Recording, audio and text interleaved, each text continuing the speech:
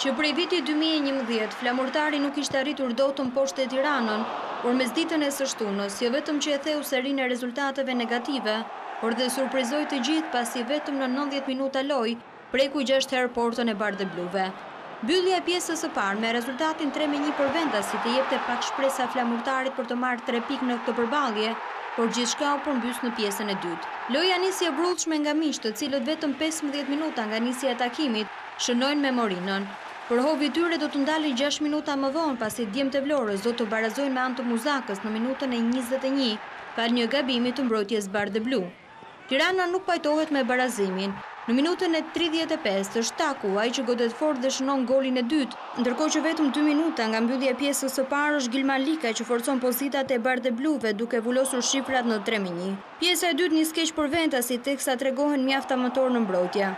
Kështu 5 minuta nga nisja e pjesës së dytë, Pepa shënon për Flamurtarin duke ngushtuar diferencën e golave. Është Muzaka i cili në minutën e 68 shënon golin e barazimit dhe të dytin personal në këtë takim. Nuk ndalen djemtë e Vlorës pasi në 20 minutat në vazhdim shënojnë edhe 3 herë të tjera, me Pepën në minutën e 71, Lenën në minutën e 83 dhe në minutat shtes është Mehmeti që shënon me anë të një penalltie golin e 6 për Flamurtarin. Ndërkohë takimi tjetër i kësaj jave, ai mes Teutës dhe Kastriotit i ka siguruar djemve të Deti 3 pikët e radhës, por me një rezultat minimal. Pjesa e parë u mbyll me rezultatin e bardhë, ndërkohë që goli vetëm i takimit u shënua nga Jakupi në minutën e 47 të pjesës së dytë.